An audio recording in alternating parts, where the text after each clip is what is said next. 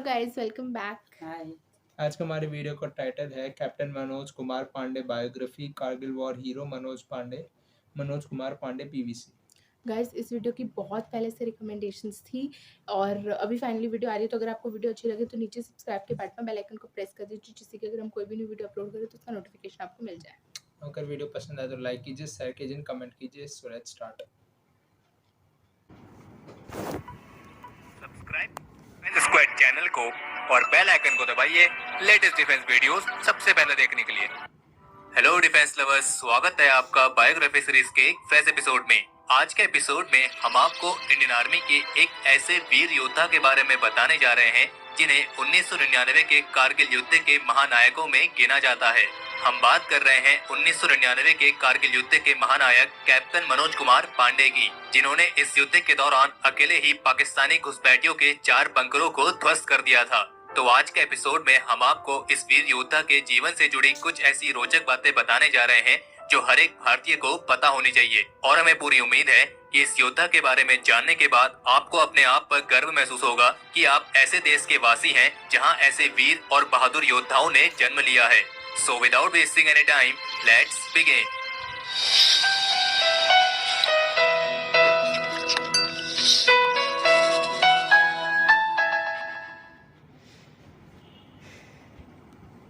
Captain Manoj Kumar Pandey का जन्म 25 जून 1975 को उत्तर प्रदेश के सीतापुर जिले के रूधा गांव में हुआ था। इनके पिता का नाम श्री गोपी चंद्र पांडे और इनकी माता का नाम श्रीमती मोहिनी है। और कैप्टन मनोज कुमार पांडे अपने माता पिता की पहली संतान थे। इनकी शुरुआती शिक्षा लखनऊ में स्थित सैनिक स्कूल और फिर Rani Laxmibai memorial senior secondary school में हुई थी। इनको बचपन से ही बॉक्सिंग और बॉडी बिल्डिंग जैसे खेलों में काफी रुचि थी और ये सन 1990 में उत्तर प्रदेश के एनसीसी की जूनियर डिवीजन में बेस्ट कैडेट भी चुने गए थे।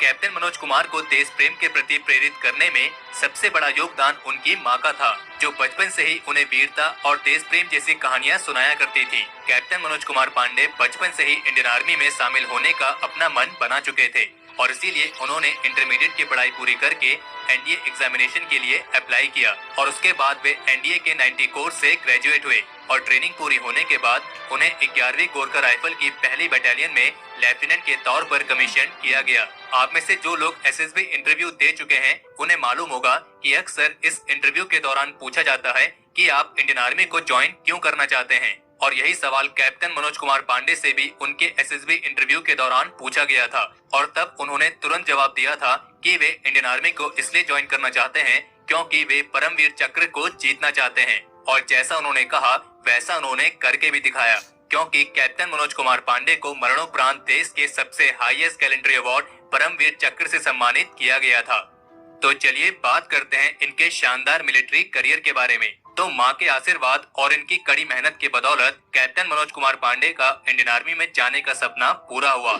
जब 3 मई 1999 को कारगिल युद्ध की शुरुआत हुई तब कैप्टन मनोज कुमार पांडे की टुकड़ी कुछ ही समय पहले सियाचिन से वापस आई थी और अगर वे चाहते तो उन्हें छुट्टी भी बड़े आराम से मिल सकती थी, लेकिन इस वीर योद्धा ने आराम की बात भूलकर दुश्मनों को धूल चटाने का फैसला लिया और ये पहले ऑफिसर थे जिन्होंने खुद आगे बढ़कर कारगिल युद्ध में शामिल होने की बात कही थी। और इसी युद्ध के दौरान इनको पहली जिम्मेदारी खालूबार को फतेह करने की दी गई थी और इसी दौरान इन्हें लेफ्टिनेंट से कैप्टन की रैंक पर प्रमोट किया गया और फिर 2 से 3 जुलाई को कैप्टन मनोज कुमार पांडे की पलटन खालूबार को फतेह करने के लिए निकल पड़ी और कैप्टन मनोज कुमार के कुशल नेतृत्व के चलते इनकी पलटन खालूबार पर फतेह करने पर कामयाब रही। लेकिन इसी दौरान बुरी तरीके से घायल होने की वजह से 3 जुलाई 1999 को कैप्टन मनोज कुमार पांडे वीर गति को प्राप्त हुए, पर शहीद होने से पहले उन्होंने दुश्मनों के 4 बंकर्स को तबाह कर दिया था। इनके आखिरी शब्द थे ना छोड़ लूं, जो कि एक नेपाली शब्द है और इसका मतलब ये हुआ कि किसी को भी मत छोड़ना।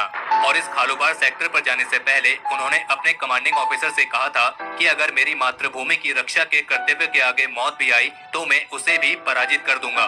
और इसी कारगिल युद्ध के दौरान उन्होंने अपनी मां और अपने परिवार के नाम आखिरी खत भी लिखा था, जिसमें उन्होंने चल रहे युद्ध के हालातों को लिखा था और अपने परिवारजनों से कहा था कि भगवान से प्रार्थना करें कि मैं दुश्मनों पर जल्द से जल्द विजय प्राप्त कर सकूं और उन्हें मातृभूमि से खदेड़ सकूं।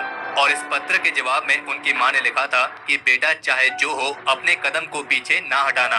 और युद्ध के बाद मरणोपरांत कैप्टन मनोज कुमार पांडे को कुशल नेतृत्व, असाधारण वीरता, अदम्य साहस और उनके सर्वोच्च बलिदान के लिए हाईएस्ट गैलेंट्री अवार्ड परमवीर चक्र से भी सम्मानित किया गया है। और कैप्टन पांडे की बहादुरी के किस्से देश भर में आज भी सुनाए जाते हैं। पर वो कहते हैं ना कि वीर कभी मरते नहीं, बल्कि वे हमेशा हमेशा के लिए दिलों में अमर हो जाते हैं। और कैप्टन मनोज कुमार पांडे भी हमेशा हमारे दिलों में अमर रहेंगे और उनके इस सर्वोच्च बलिदान की कहानी आने वाली पीढ़ियों को हमेशा प्रेरित करती रहेगी। तो हमारे आज के इस एपिसोड के लिए इतना ही। अगर इस वीडियो को लेकर आपका कोई सुझाव या सजेशंस हो तो उसे कमेंट सेक्शन में शेयर जरूर करें। और अगर आपको ये वीडियो पसंद आई हो तो इस वीडियो को लाइक करें और अपने फ्रेंड्स के साथ शेयर करें। और अगर आपने अभी तक चैनल को सब्सक्राइब नहीं किया है तो चैनल को सब्सक्राइब करना ना भूलें।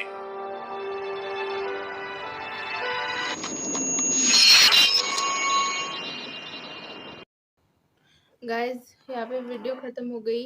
और कैप्टन मनोज पांडे जी के बारे में ये ज़रूर सुना था कि जब मतलब कि उनसे ये पूछा गया था कि आर्मी में जब उन्हें जाना है तो उनको आर्मी क्यों ज्वाइन करनी है। हमने बहुत सुना है, लाइक हम लोग जब स्कूल में थे तो हमारे स्कूल में वीर गाथा करके एक बुक थी जो हमें समर हॉलीडेज में पढ़ने के लिए बोला गया था कि हमारा हॉलीडे बुक था, कंपलसरी थी सभी के हाँ, लिए पढ़ने। तो उसमें एक विक्रम बत्रा सर का मुझे याद है, ऐसे बहुत लाइक 20 थे। एक वो 20 परमवीर चक्र थे, 20 परमवीर चक्र उनके नाम थे। योगेंद्र सिंह करके योगेंद्र सिंह भी थे। योगेंद्र सिंह है। और लाइक योगेंद्र सिंह को आई थापा- थिंक एक मरणोपरांत थापा नहीं करके मिला, भी थे। उनको जिंदा जी मिला नहीं, था। उनको मतलब एक तरीके से मतलब मरावा घोषित कर दिया गया था, शहीद घोषित कर दिया गया शहीद, था। हाँ। मगर उनका इलाज चल रहा था, किसी को पता नहीं था वो जब जाके वो anyway, हुआ। तो मैं बताती हूँ, तो हमें वीर गाथा वो पढ़नी कंपलसरी बताई गई थी। तो फिर उसमें एक अरुण क्षेत्रपाल करके भी थे। तो मुझे उसमें याद है कि उसमें ये मनोज पांडे जी का जरूर था। और उसमें लाइक वो इंग्लिश में होती थी बुक, इंग्लिश हॉलीडे होमवर्क था, हिंदी नहीं था, इंग्लिश था। तो उसमें इनके बारे में दिया हुआ था कि इनको पॉस्टमसली अवार्ड मिला गया था, लाइक मरणोपरांत इनको अवार्ड मिला था। और उसमें ये भी था कि जब इन्होंने पूछा गया कि आर्मी क्यों ज्वाइन करनी है, तो जैसे इन्होंने वीडियो में बताया तो बुक में भी लिखा था क्योंकि उन्होंने बोला था कि मुझे परमवीर चक्र लेके आना। अब वो उन्हें ये नहीं पता था कि उनको मरणोपरांत मिलेगा। लाइक परमवीर चक्र मोस्ट ऑफ द केसेस में मरणोपरांत ही मिलता है, हाईएस्ट गैलेंट्री अवार्ड होता है।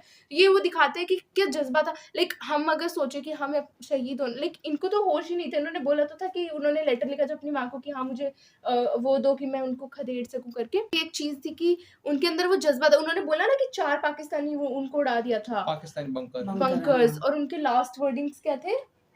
नेपाली वर्ड था कि किसी को को भी छोड़ना मत छोड़ना। हाँ, छोड़ो कुछ ऐसे करके नेपाली वर्ड। कितनी बहादुर, कितनी हिम्मत चाहिए होती है। और बोला ना ये पहले ऐसे ऑफिसर थे जिन्होंने आगे खुद वॉलंटियर किया। हाँ, लाइक उन्होंने बोला छुट्टी भी ले सकते थे। सियाचिन से वापस आए थे उस टाइम पे ड्यूटी करके अपनी, जैसे इनका सफरिंग होता है उसमें।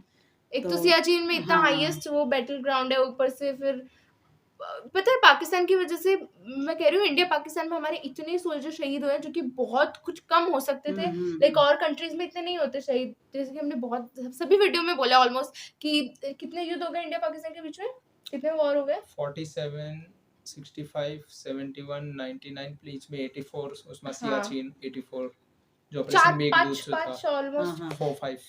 हाँ, सोचो इसमें कितने शहीद हो जाते हैं जवान। अब क्या बोल रहे हैं, मैंने सब कवर कर दिया। लाइक ये मतलब वो दिखाते हैं कि वीरता। भले ही देखो इन्होंने बोला यूपी के थे, ये उत्तर प्रदेश के थे। लाइक उत्तर प्रदेश के नहीं, जैसे कि हमने कल परसों वीडियो की थी ना कि एक और ये भी था कि लाइक वो मद्रासी थे, वो soldier who conquered burning inferno, या उसकी भी वीडियो थी। प्लस ये एक और चीज दिखाता है कि जैसे बोलते हैं कि जो बैकग्राउंड होता है वो मैटर करता है। इनका बैकग्राउंड भी इतना स्ट्रांग नहीं था। विक्रम बत्रा मूवी में भी लाइक हमने देखा था कि उनसे पूछा था कि आपके बैकग्राउंड में कौन उसमें आर्मी में, तब जाके उन्हें बताया था कि लाइक उनकी मम्मी और फादर लाइक गवर्नमेंट टीचर्स हैं। भारत के जवान हैं, वो भले ही किसी भी स्टेट के हों, बट उनमें एक अलग से जज्बा और अलग से एक जुनून रहता है। जैसे आई थिंक लाइक हमारी इतनी रिच हिस्ट्री रही है ना, तो मे बी उस वजह से वो चला आ रहा है वो चीज। हाँ, ये जरूरी नहीं है कि मतलब पेरेंट्स होंगे या कोई परिवार में होगा तभी वो बंदा आएगा जैसे आर्मी में। बाकी अगर कोई भी नहीं होगा तो भी वो जज्बा उनको लेके आता है खुद, और वो खुद ही वॉलंटियर होते हैं उसके लिए। जैसे कि नॉर्थ इंडिया में हम देखते हैं कि मोस्टली जो लाइक फार्मर्स या फिर लाइक गांव में आप देखोगे नॉर्थ इंडिया में ऑलमोस्ट आपको हर घर में जो है वो उनके पिता उनके फादर, तो मैक्सिमम आप अगर नॉर्थ इंडिया में देखोगे तो आपको हर एक घर में लाइक ऐसे दिख ही जाएगा, हाँ ये सोल्जर है, ये सोल्जर है। लाइक वो जीन्स में होता है मेरे ख्याल से, जो उन्होंने बोला था ना। और खैर बहुत ही अच्छी वीडियो थी। आई थिंक हम इनके बारे में जानते थे वो वीर गाथा से, मनोज पांडे जी के बारे में, कैप्टन मनोज पांडे जी के बारे में। तो बहुत ही अच्छी वीडियो थी, बहुत इन्फॉर्मेटिव थी। और अगर आपको वीडियो पसंद है तो नीचे लाइक कर देना, कमेंट ज़रूर करना, सब्सक्राइब करना। तो इस वीडियो के लिए इतना ही, आपसे अगली वीडियो मिलते हैं, जब तक के लिए जय हिंद।